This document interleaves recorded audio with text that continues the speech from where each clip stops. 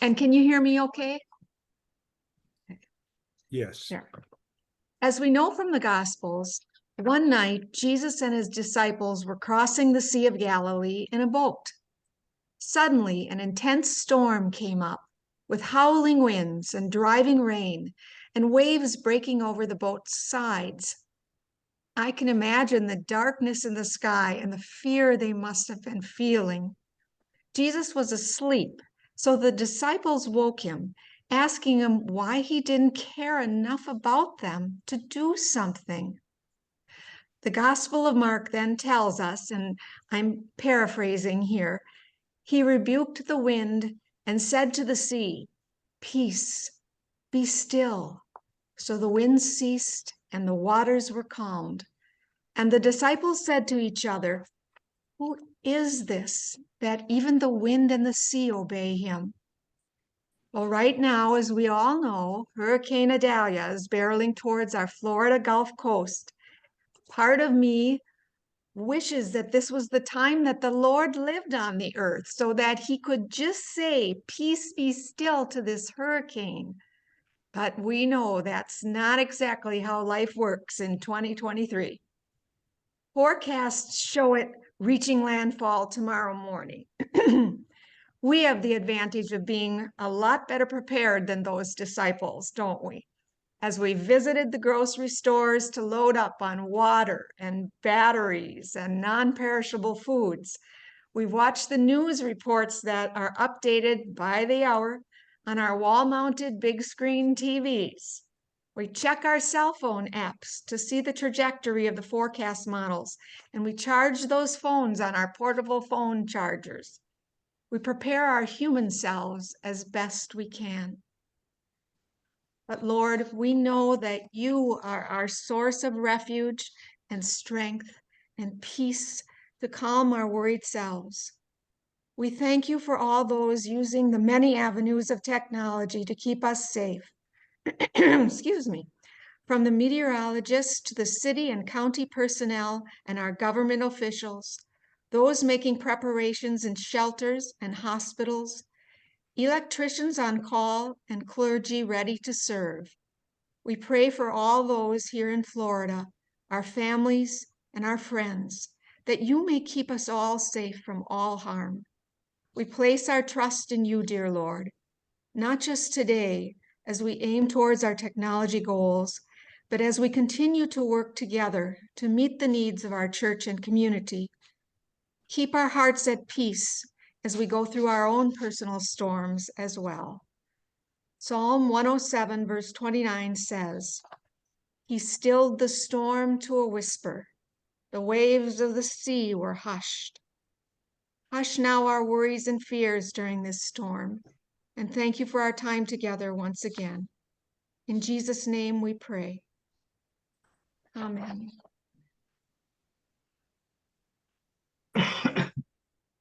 Oh, Deborah, you're muted. Deborah. Was saying something nice. All right, so I do say that every time our group meets, I am lifted up by Chris and Steve's thoughtful opening prayers. So thank you. Chris, if you could fax that over to me, I'll include it with the notes from today's meeting. But we are being recorded right now, just in case, so that we'll also convert that for our colleagues who are not with us. So I did send out an agenda, and if you are okay, can we head on through there? And Ernie, I thought perhaps it would help us if you could give us a little update in how SAKLC is thinking through the Anthony's Out, bridging forward. Is there any thoughts on that, how we're going to support our technology needs in the interim? Ernie purposely muted just when I called on him. I want everyone to notice that. Okay, no, I'm kidding. All right, but I think he's messing with us. Okay, all right, Ernie, you're on. So a few things. First of all, it does appear like there was some AV equipment damage from the lightning strike a couple of weeks ago. So we're dealing with the compound effects of, having a less than stellar AV person in position who was then, let go right at the time that we ended up having a lightning impact. And so for the past 2 weeks, there have been a series of contractors at the church working through, attempting to, debug and figure out, so what's really broken and what's just not adjusted correctly, what needs to be, either fixed or replaced. And they are still doing that as of yesterday. I don't know if they were there today or not, but it's 2 different firms, one that had come in and wanted to put a bid on a sound system for Fellowship Hall. And so since they were starting to get involved, we figured, okay, let's talk to them about also doing some of this, break fix problem identification. And the other is the group that put in some of the last round of AV upgrades last year. And so they're also in. And so we're working on trying to get Ogram Hall, up and running so that the Christian Ed program can get back on track and run the way it's ideally supposed to run, and trying to get the worship service, get the sound system working so that there's adequate sound for those listening in person, and for those of us who have been also trying to participate remotely over the past couple of weeks, trying to get the live stream working with, adequate sound and video. So we're still working our way through it. There is nothing that says, gee, they found one thing that was wrong and they fixed it and now it's all going to be back to perfect. So my counsel to Michael yesterday was that, we can't look at this as let's be real conservative and only take one little step at a time. And, if this drags out for a long time, well, so be it, because we're being cautious. It's more like, no, this is the time. You got 2 different firms who are involved. Keep them involved. Let's really get them to do the work and get us through this so that we can get back to working normally. Now, on the other side of this, we've got, we did post a position for a full-time AV person. We did bump the salary range by, 5 to 10,000 after reviewing it with the graphs on the budget group, to confirm that we could, be able to absorb that, because it seems like that's part of what we're learning, is that we weren't offering an adequate wage to get the kind of talent that we need for this. And then we've gotten a series of resumes provided online. We did interview one person informally with, Michael and Ann Walburn and I. That person could be a good candidate, but they did express that they are going to be looking for healthcare benefits, and which for that kind of a position today, we have a very modest, reimbursement program for healthcare. And so Ann, as also the chair of the personnel committee, has started working on getting a personnel committee meeting together in the next few weeks to, review what do we have for options for healthcare, if that's part of what it's going to take. And then Michael and Ann and I have set aside a bunch of time for this Friday to go through and try and do another 2 or 3 interviews for the additional candidates. So hopefully, between contract help being in there now, and hopefully, 1 or more of these candidates will look like they should move on and become finalists. Maybe we'll have some good news in the next few weeks, but I think at this point, we've just got to be very cautious about, being overly optimistic and spreading a message that, gee, we're about to turn the corner and this is all going to be better. This could still drag on for a while, but hopefully the contract help will will be key to it. Questions from the team? Any questions? Questions or comments, observations? Anybody here? I was in church. We'll go Pardon me, Chris, I should then raise my Steve. hand. Yeah, raise your Um, hand so I know. Yeah. Thank you. Just to say that I was in church on Sunday and felt the sound system in person responded quite well this Sunday. Okay. That's great. Steve Yeah. and then Lad. Steve and then Lad. Okay, Ernie, you said something that encouraged me because you said a full-time position, and I've had conversations with Ann at her request about the benefits topic that you brought up, et cetera. And I emphasized to Ann my personal feeling, which she was talking about 20 hours a week. And I said, I got to be honest with you, Ann, I don't care who you hire at 20 hours a week. That's not enough to do everything we want them to do. And I think we've got to simply recognize that AV and technology and live streaming and video, artistry, etc. The new church, the post-COVID church, requires a level of technology, both in skill set and in time, that I don't think we have given it in the past. And I just want to encourage you, as one member of the congregation, to recognize that this position has got to be more than 20 hours a week. Yeah, I'm not sure what she was referring to, because the posting says 35 to 40. Good. And I think if anything, we could be on our way to needing a full-time and a part-time, because it may take two people to get us through a first-rate live stream worship service. Expecting one person to do all the lights and the sound and the video and mixing it all and turning it into a good watchable production, maybe more than one person can handle. And then Lad, a comment, question? Yeah, I can tell you the sound was pretty miserable. Cheryl and I were on it on Sunday, so it may be good face to face, but the streaming we couldn't even barely hear what Pastor Ken was saying. So and we've been remote a lot this year, and I have to say, a lot of times it needs definite improvement. Yeah. Movement of cameras and all that. As far as the position, I totally agree. I think what we want to shoot for here, as far as a remote experience, is to feel as if you're actually in the audience, actually in church.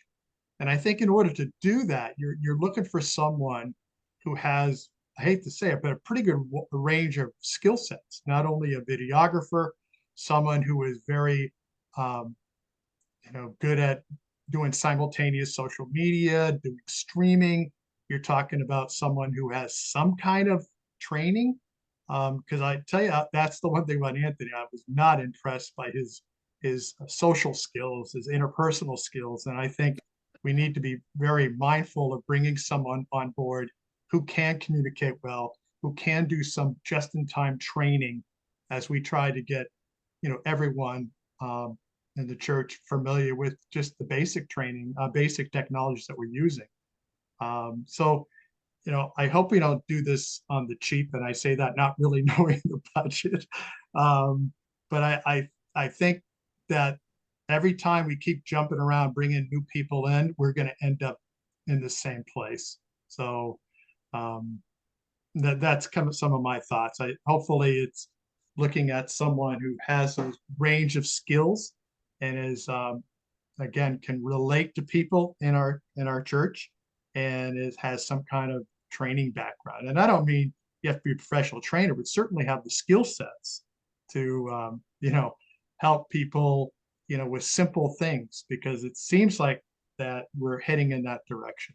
So those are just some thoughts. All right, and Marge, did you have any comment? Yes, I did. Thank you. We've tried to watch a number of times remotely. And I think one of my frustrations this summer is that it's often not even available. We can't even find the video. It's not, whatever is supposed to be streaming is not streaming. And then added to that, some of the quirkiness with the camera switching and audio, it makes it kind of a frustrating experience. And it was pretty good there for a while. But then it seemed like it just went downhill pretty quickly. So I agree with what Lad was saying. We really need someone that almost has to be maybe an engineer, because when we talked about the hygiene of, just organizing things in a how-to manual and organizing that whole setup that's, at the back of church, that requires a pretty high level of skill as well. So, Ernie, aren't you glad you have your own personal focus group on this? So that's we're trying to all be helpful and supportive of you. I also encourage that the mindset of has to be a staff versus a contractor, because of the many nuances that everyone has just talked about. Looking at someone who could be an independent contractor, several people who would come together around this, because some people are good tech writers, some people are good with people, some people are good with different nuances. So being open to what excellent would look like, and then how do you get into it. So we are just trying to be helpful and supportive as you and Ann and Michael work through this. Yeah, no, I have no doubt about that. No, this has been very helpful. And just to share some of my biases right now. I think we may need some contractors in here for quite a while, because some of the hygiene stuff we're talking about, I don't know if we'll find a full-time candidate that can do it all. And maybe, okay, so we have contractors come in and do the engineering and the labeling and work out all the kinks. And then the person we really want on staff is somebody who can come in and run a good production during worship time. They don't have to be the guy who can suggest, so what's the next digital signal processor that we should buy and add to the soundboard? We need somebody who can figure out, so which camera should I switch to now? All right. Ernie, are you good if we move on? Yes, please. Okay, good. Yeah, please. All right. So please. Chris, do you have any update at all about anyone submitting on this What's Cool or paper, or where are we on What's Cool? Yes, I've got kind of an interesting update, I think. As you guys know, for this mini survey, people could respond either via that a sheet with 3 questions, or by accessing the QR code, which had a section called the What's Cool idea. That's how Marge put it, and I loved it, to fill in. And then people could also include a picture if they liked. The addition of their name and address was optional. Well, we just had one person that filled out the hard copy. And I remember that day, I remember that was the Popsicle Sunday. And this gal, I don't know if I didn't explain it real well, but she did give answers, but it was just one word to each answer. I'll tell you those and then tell you about the responses that we had for the QR code. So the question 1 was there something with the use of sound, music, and or lighting that caught your eye? And the one word was elevated. So I'm not 100% clear what that meant. What have you seen or heard that grabbed your attention? Sermon. And the last one said, how did AV technology help to get the message across? Communication. So I kind of think the hard copy did not work that well. Now, we had 7 people access the mini survey via the QR code. So 8 if you counted one that for some reason was handed in blank. So here's how I'm looking at it. With a total of 8 responses, then, at first glance, you might think that the attempt to get some information failed. But on second glance, I'd like to make the case that the mini survey was actually very valuable to us, even if just from the presence that it drew attention to this new AV task force and new things happening along the lines of AV technology. And now people are honed into that, and now they're ready for the big survey. So that's how I'm thinking about that. So here's the responses.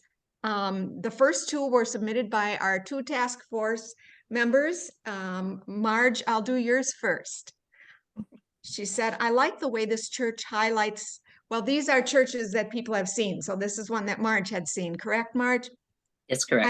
I like the way this church highlights the texts and prayers of the service by doing a split screen with the pastor on one side and the text spelled out on the other side. Plus, the background of the text box is blurred to make the words more easy to read. You also just have the full screen text area. You could have that for prayers. And then Marge, I really liked your picture. Unfortunately, I don't have it to show you. Those QR responses came in to Mike. And so he and I got to see your picture. So just telling everybody what that was the screen half and half, and it did have the pastor on one side and the words on another. So Steve Gunderson said, I know there are different views on whether to install screens in the sanctuary, but I was at a church where a series of small screens around the entire sanctuary enabled everyone to see better while not impacting either their pipe organ or the front of the sanctuary. If you look very closely at the attached picture, you'll be able to see a woman speaking from the pulpit. Then there's another picture. Compare that to the vision of her in the pews from his picture. And unfortunately, again, I don't have that picture. And in a minute, maybe you can speak to it, Steve, as well. Number 3 was from, and is it okay if I name the people who didn't say that they needed to be anonymous? So, I think that's, wait, is anybody gonna have their judgy gene on about, oh, that's a crazy person? We can't have that. We must let all voices are to be heard and appreciated, okay? Yes, so Okay. go for it, Chris. Was that foreshadowing that we're about to hear from the crazy No, person? no, I did not know, but we must keep our judgy gene in our pocket. Keep your judgy gene Okay. away. Okay, response number 3 then was Sandy Love. She said, I liked the summer movies that we would play in the fellowship hall. I'm not completely sure if this is what you are looking for with this question. I enjoyed the entire speaker series and of course all the concerts. Number 4, and I'm not sure if I'm pronouncing this person's name correctly, Sagita Zibas. Maybe some of you know Sagita. Okay. She put all these different responses, things she'd seen. Live polling, short videos, imagery during services, and AI biblical speakers speaking during the service. I'm not really sure what that would be all about, and I'd love to reach out to whoever this person is about where did this person see AI biblical figures speaking during services. So unique ideas. Speaker number 5, Paul Thurner, said, I like the online directory. I hate the giant screens at the front of the churches. Number 6, person that submitted. Now remember the question was something like what's cool, right? So this was from Denise Watermeyer, and her one word was ice. So, and person number 7, anonymous, said snow. So Those are all true. I guess so. They are all true. Well, and I think that I'm going to take it up here because I totally echo Chris's thought that by doing the what's cool, we opened up people to be open about the tech savvy survey. So, so I think, does anyone have any general comments about what Chris just reported? And I want to go to the tech savvy survey because then we will think about what we do with it all. But any comments on Chris's report? Thanks, Chris, because it's kind of interesting. I'm always curious to see what people respond or how they respond, and if they understood the question. I'm thinking maybe some people didn't. Yes, and my hope is that, like Deborah said too, that now people are a little bit more aware that there's all this AV technology stuff going on, and they'll really tune into this really nice survey. And the way Sandy has it all laid out for us, it should be fairly easy to figure out and fill out. Well, and so I want to go there. So Sandy and Mike are, again, as the same way Mike and Chris were discerning what was in the What School survey, Sandy and Mike are doing the other. And I was pretty darn impressed that we already had 33 submissions on the Oh, tech survey in the first week. And that isn't, I didn't check in the last few days. So I think that's pretty good to get 33, and that doesn't count the handwritten ones. Those are only the QR Ooh. code ones. So I think Wow. this is bodes well for us, because neither Sandy nor Mike are on the call. We're not going to get the, so what did we hear today? But I thought this spurs us on to Marge continuing to promote it, the Sunday encouragement tables in the narthex, and then onward. September 10th is going to be here before we know it, Steve, where your team will be supporting you and Pastor as you encourage others to partake. So that's the report on behalf of the people who are not here. But I pause if you have any comments or reflections on that. Well, the interesting thing is, in the last 2 Sundays, we've had over 100 people in attendance, which has blown Michael's mind that we would have that many in August. I know we had 130 a week ago Sunday, but we had almost that many in church this past Sunday as well. Why am I telling you that? Because that fast forward to September 10th, you would assume after Labor Day, attendance will be up even a little bit more as people return back to the area. And if that's the case, we're going to have well over 100 survey results. Ooh. Well, and again, when we think about statistical sampling, I think we're on a good track. Yeah. All right. I think we're on a good track there. So, Marge, if you'll continue to spur people on and tell them how excited we are with those who've already participated, and we look forward to others participating. Okay. One thing I want to add to that experience from last Sunday, and Chris gets credit because there's a couple we were talking to at the table, and they took one survey, and I think I was the one who said, "Hey, we want both of you to vote." And I think we may want to emphasize someplace in our communications, each person is invited, encouraged to fill this out. It's not one per household or anything like that. So, because sometimes they'd have different views. That's a good one. So, Marge, could you add that to your futures? I'm making a note as we speak. All right. Other comments on the tech savvy survey? Okay. All right. So we're going to move on. And I want to congratulate the entire team for submitting their narratives. An extra credit to Steve Gunderson, who's supposed to be working on his family genealogy for a big family reunion, that he took advantage of whatever minute he found and crafted a pretty compelling narrative. So I hope by now everyone did get a chance to read it. If not, it's now time for you to speed read it in the attachment that I sent out to you. Steve, as you read the various inputs that we all gave you, could you just take us up a little and say, what was your general thought before you started to craft? Well, when I started the process of collating and assembling all of this, I was pretty open-minded as to what people were going to say. And I thought they fit what was your request, which was aspirational. What do we hope the net effect of all of this work, of the task force, the recommendations, the investments in technology, et cetera, will do? And from that perspective, I thought there was a really good set of comments offered by everybody. And where I think we're at now is that I would like some very critical eyes to go over these and cut them down in size, because I tried to be all inclusive. I tried to make sure the comments that everybody submitted were either included close to verbatim or at least in the basic premise of what they were trying to say. So I would say these are not beautiful writings right now. They're not beautiful prose. They were just meant to be a discussion draft for all of us. And obviously there's some people who didn't fill them out who may have something from the task force perspective that they would like to add. So I would like to encourage that over the next week if we could. The final thing I would share is what I tried to do for all of you.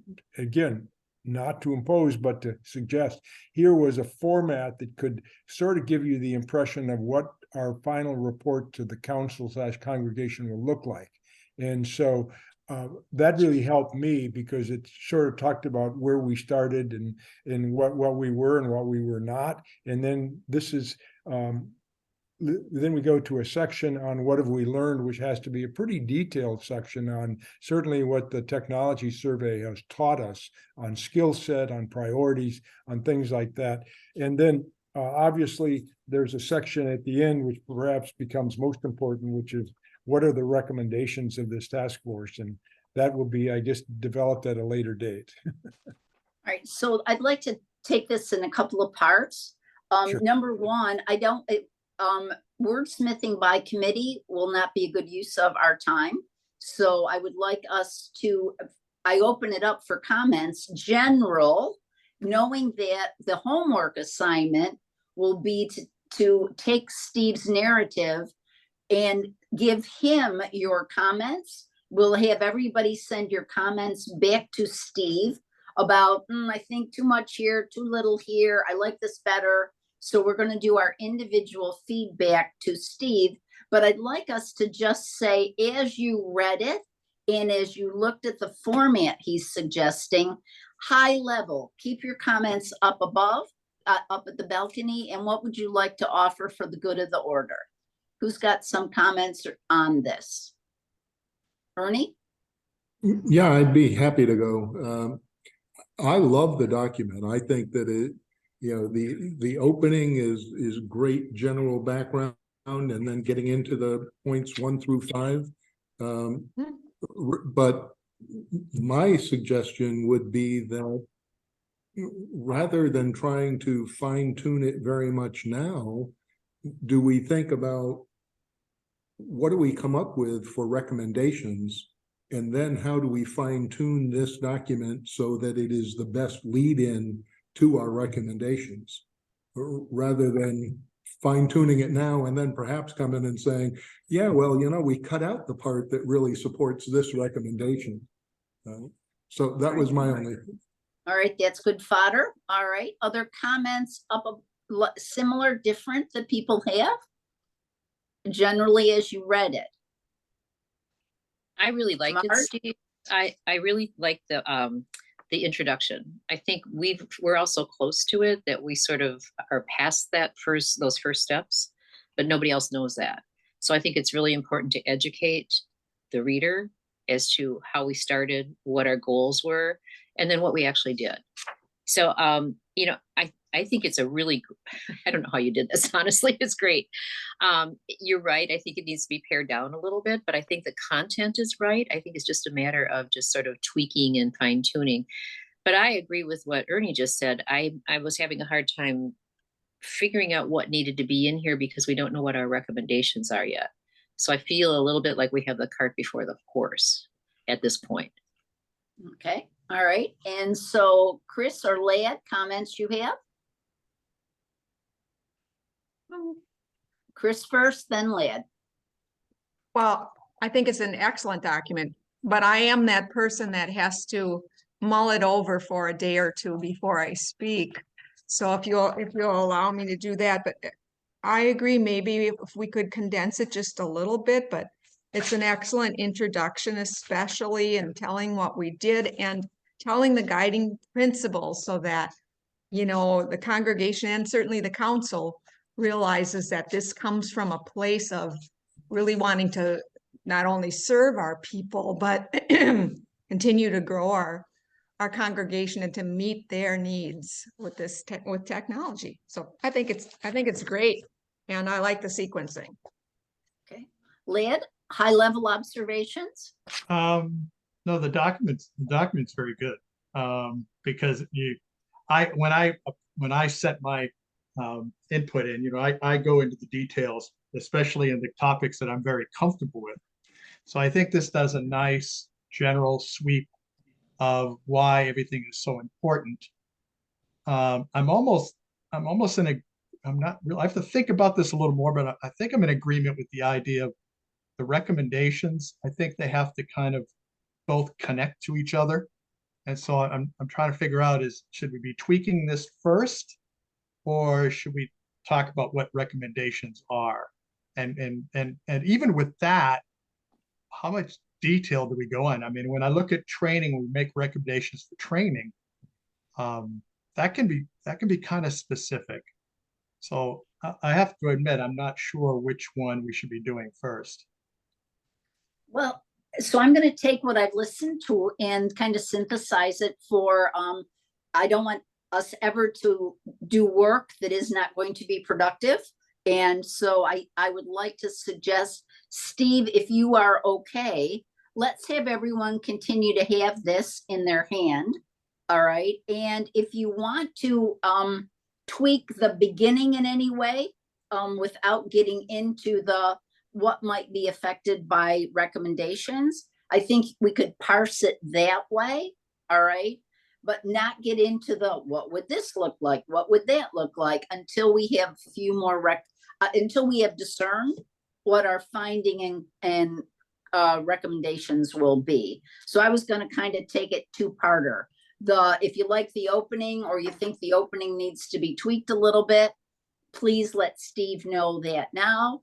But then I do think we have to get into what do the surveys tell us, and what do what we already know.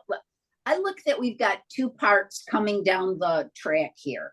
One is we've got until September 10th, when we'll have the input from everyone about the tech savvy stuff. So that has to get digested into what do we want to recommend because of what we've learned there. But then we also have we've already done our field trip. We've got Ernie doing some good discernment. What we could recommend that has to relate to what the needs are, but yet are also aspirational. So I think we have two parts here. And so if there's a third part, let me know as I think how we could digest it. Does that make sense? We've got what do we learn from the tech survey, and then what do we know we need to do technology wise anyway? Is there a different set than those two? That's the way I was looking at it, Deborah. Okay. Okay. Steve, you got a wrinkled brow there. I can just see. No. That's simply because of the lights. It's not Okay, because all of right. anything you Okay. said. I agree with where you're going. Okay, all right. Okay, so does anyone not agree with that direction? And then we can kind of think about next steps. We've got to let Steve, we have to let Mike and Sandy work on what did people tell us, so that we can get a report that we can digest. So that will be in process for us. They know that is their job that they are doing. And likewise with what Chris had, that'll weave into that. I view the what's cool and the tech savvy, that's going to come forward with one set of stuff. Okay. Then we have Ernie went through the recommendations, and we do need to continue. It's kind of heavy on Ernie's shoulders here. Okay. And he might want a little bit more assist on the tech recommendations. So help us, Ernie, with what would be helpful for you. Well, so after our last discussion, I need to reorganize that and fill in some more of those boxes based on our conversations. And I haven't got anything ready to share with the group yet on that. But then what I've been thinking about is, so how do we break this up into some kind of phases? Yeah. So that the recommendations are going to come out and, say, here's a whole bunch of stuff, but here's how we think we ought to sequence it. And I think everybody ought to be thinking about, do we want to put years on it, or do we want to just call it phase 1 and phase 2 and phase whatever, and not talk about time? So that's some stuff that I think, once we start honing in on what are the most important things, then we got to think about, and how would we recommend sequencing them? Thoughts, Chris? Yes, I wholeheartedly agree. I'm thinking basically just using the words, what are the absolute necessities, I think should come first. Yes, I know we have to find out what everybody says, and in that survey, that's going to be vitally important to us. But talking to even, Michael, is there an absolute need for worship? What are those microphones really working well? What's the absolute need versus just what we would like, what would benefit us, what we want? I'd like us to make sure we address the needs, the things that are broken and aren't working, and all that I think are important. Steve? Yeah, I want to just sort of build on what Chris just said, and I want to share with all of you, outside of Ernie, who's obviously at the council meetings.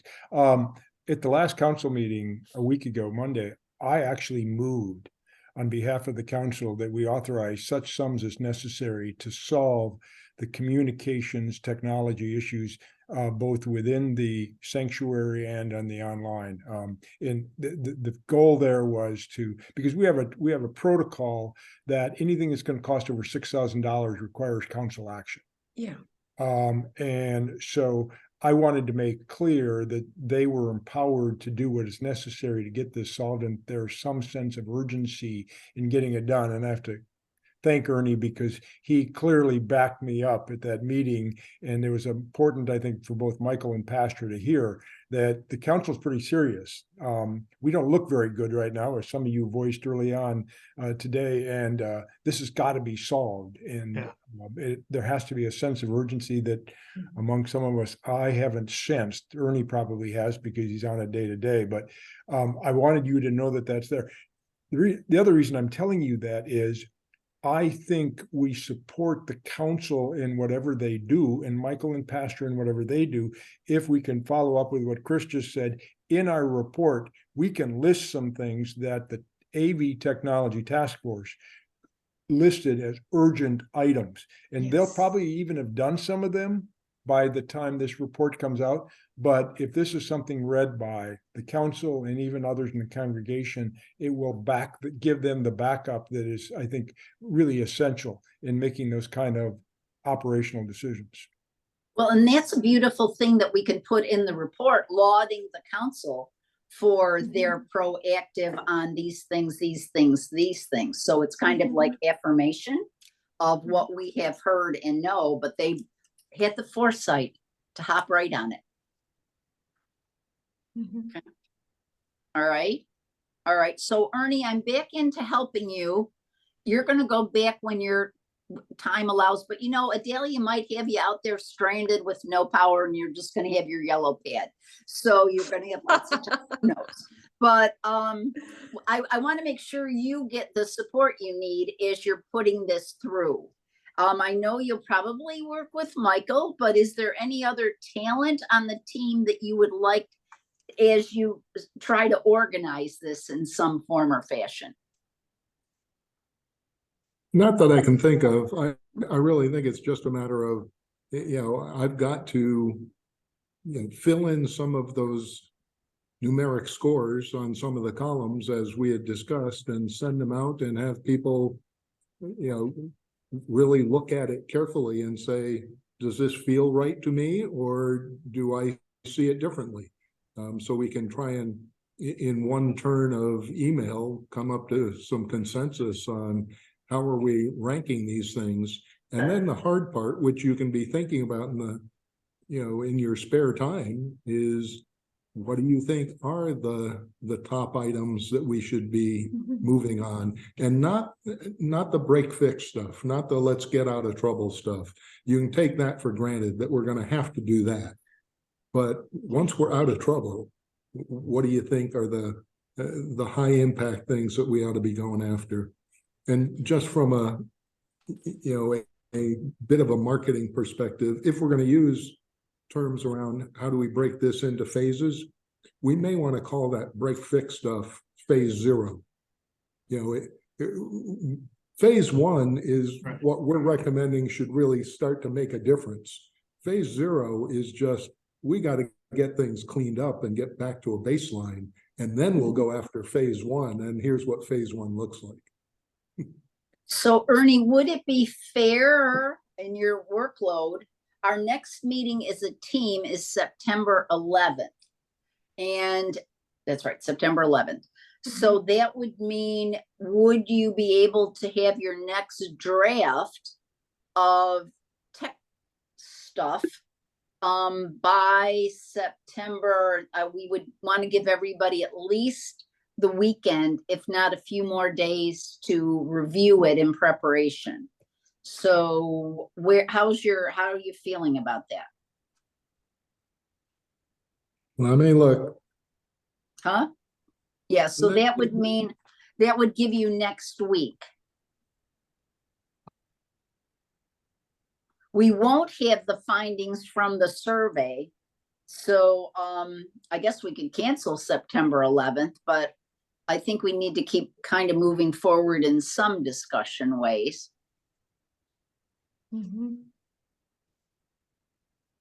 Yeah, I ought to be able to have something out by the 7th or 8th, so that at least, people have a couple of days to go through it. And, if we can, even if that is, the only meaty topic on the agenda for that day, I think we could spend some valuable time really going through that as a group.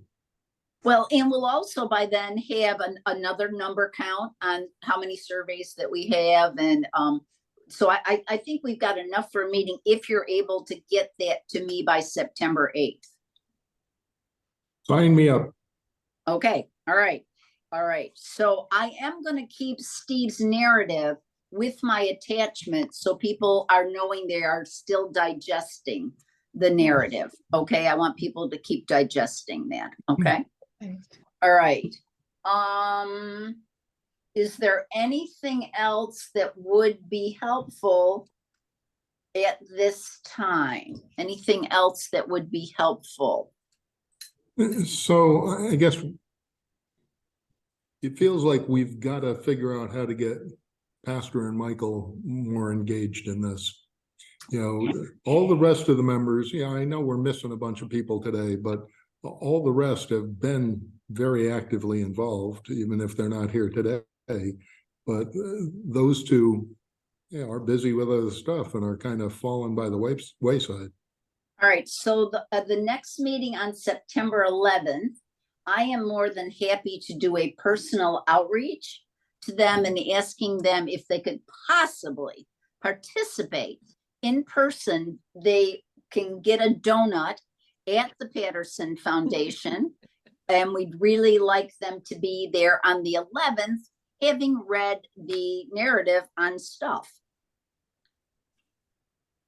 If someone's got, you have more power over Pastor and Michael than I do, but I mean, I'm happy to do it as the chairman. So who is the best person to get Pastor and Michael to show up and engage? You've got it. Okay, I'm happy to do it. And if I get crickets, I'm then going to Ernie, then I'm going to Steve. Okay, so we're going to get them one way or the other. And Ernie, you can offer a ride. Do you want me to offer that you'll pick them up and bring them over? Oh, sure. Okay, Ernie offers to drive. Okay. Now let me see if I can actually do that. Well, I don't want to offer if it's not possible. Is that the 10 a.m. meeting? Yeah, that's the 10 a.m. Okay, that's the 10 a.m. And because we will allow ourselves to go to 11:30 if we need to.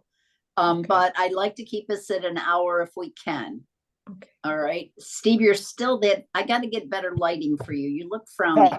Okay, so I just want to be sure. Are you, Ernie? I don't have to offer you driving. Okay, that can be part of the second wing at them. Okay. All right, I won't offer you driving. All right.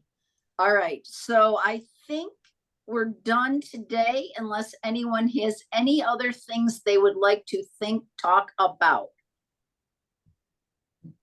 We're good. All right. Good. All right. For all of you who are in the Suncoast region, continue to take precautions. Please freeze some extra ice in your freezer in case you lose power. You will be grateful that you have those bottles of ice. Okay. All right.